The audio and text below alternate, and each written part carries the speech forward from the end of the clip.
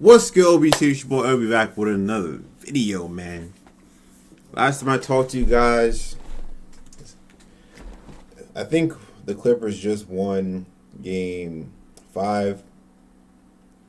And we were talking about, us still having hope. I think that's probably what it was. But like I said, that was hope. I ain't say we was winning. We didn't have a full squad, blah, blah, blah. I'm not giving no excuses. I just know we didn't have a full squad. I'm going to leave it at that. So, congrats to the Suns. No, see, this finals right here, nobody predicted it. Nobody did. I guarantee you nobody predicted this. But it's going to be an interesting one because a lot of people that you're seeing are getting their first rings. So, this is cool. I like this. I love seeing new people win, seeing people get their first and stuff like that.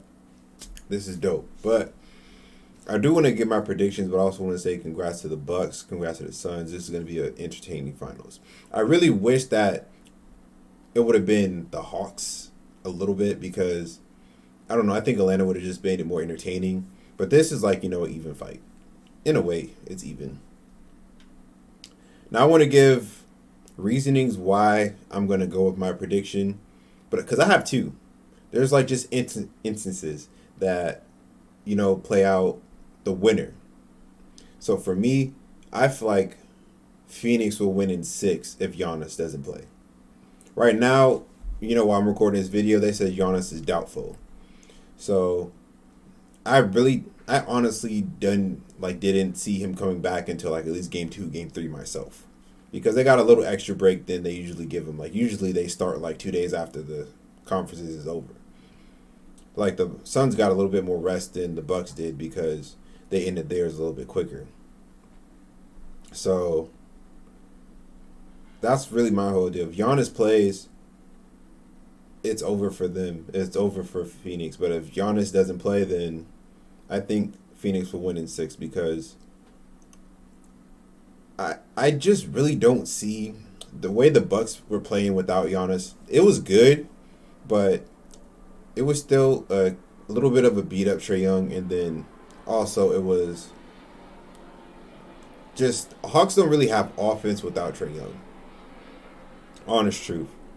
But the Bucks have offense without Giannis. They can make something happen. They're not always looking for him. They can get other people involved and create other stuff. They still got Middleton. He's not a number 1 option, but he can still do something when he's consistent. Excuse me. So, I say Phoenix in 6 because they're also they're fully healthy. They're fully rested. Nobody has no problems. And that's really just what they have against everyone else. This whole entire playoffs, they've been the most healthiest team in the West. They haven't had no problems. The worst thing that's happened to him is Chris Paul's shoulder and Cameron Payne's ankle that he didn't even, he still played the next game and he's fine. Other than that, every single team it feels like has this injury that's just bothering them in the playoffs. So that's really just all I have for Phoenix. That proves their case. They've been healthy. They're not doing nothing crazy. They're not doing nothing out of this world to where you just can't deny them a victory. They're not doing nothing like that. They're just healthy. That's really all you can say. But as you've seen in the last series with the Clippers and the Suns, if you give them a lot of pressure on defense, they will fold. But that's the thing that the Bucks bring. They bring defense, and their defense is crazy. I really don't know who you can run, just honestly, out of this. Because if Giannis doesn't play, you probably might put P.J. Tucker on Crowder, or you might put P.J. Tucker on Book. You don't ever know. You can mix and match anything. I honestly said that I would put Middleton, maybe on Chris Paul, maybe on Book. I'm not sure, but I know Drew Holiday for sure is guarding Devin Booker. I'm pretty for sure of that. If they make Drew Holiday guard Chris Paul, that's fine too, because I feel like Book can give Booker enough, attention. And then Booker Lopez spreading the floor for them too. That's going to cause a lot of, for Ayton. So it's a lot of things that go into this team.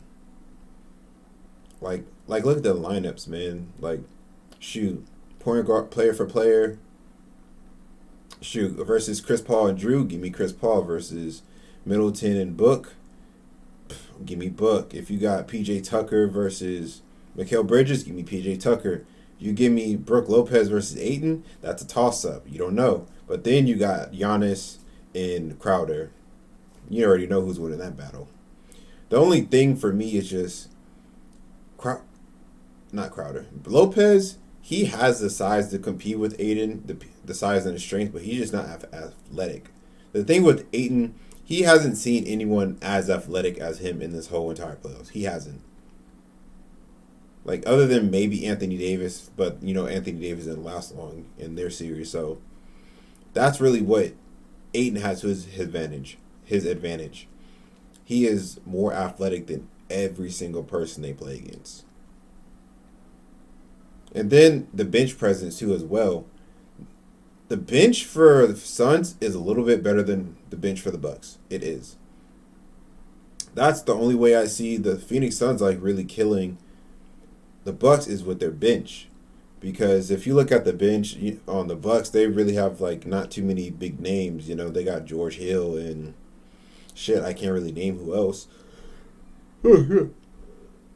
Sorry, and I think like Cunningham, and then shoot, they have my guy Diavano. I think that's how you say it, but he's out for the playoffs. So shoot, you don't really know who they have on their bench. I haven't really been watching the Bucks series that much to pay attention to it.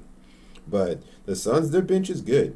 It's really good, but I just feel like just the way the Bucks play defense and their defensive pressure is going to cause a problem. I feel like they'll fold if they just get pressured. But yeah, that's really my instance with Phoenix Suns. I feel like Phoenix will win in 6 if Giannis doesn't play at least the first, like, probably 2 games. If Giannis comes back, maybe game 3, game 4, maybe we'll see how it goes. But if Giannis plays probably game 2, I feel like the Bucks will take it in 7. Because it's just a whole different game when Giannis is in the court. Like, you'll have that battle I was talking about where Aiden hasn't had nobody as athletic as him. Now you got Giannis that's, as athletic and as strong as him. But that's the thing. He's not as quick as Giannis is. We all know this. So it'll be just a bump and bruise battle, and we'll see what, the coaches come up with for that one. Because Budenholzer, he's not as good as a coach as Monty. Monty's a phenomenal coach. I love Monty. I wish we could have picked him up when we had that whole coach thing. But I still love Ty Lue. He did his thing.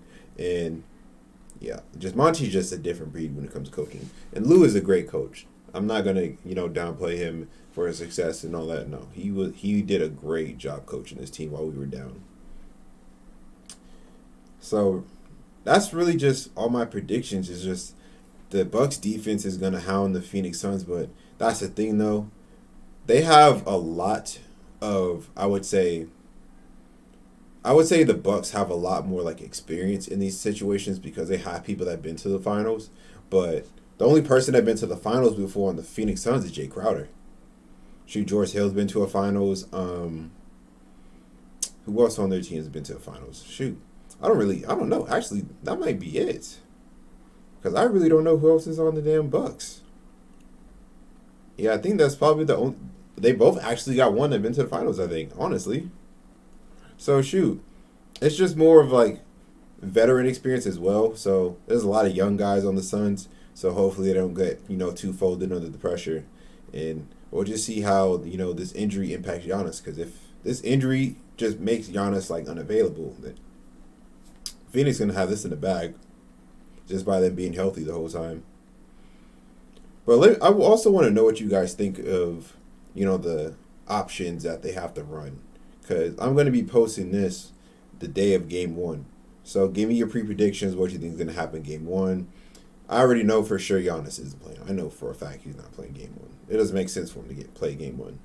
So we'll see if he comes back Game 2. Of course, we'll react to it, give our thoughts and go into that. But leave your prediction down below, what you guys think and why. If you guys don't have a why, that's fine. Just let me know your predictions. But that's gonna do it for this video. This is, like I said, this is what I think is gonna happen in the finals. Who knows though?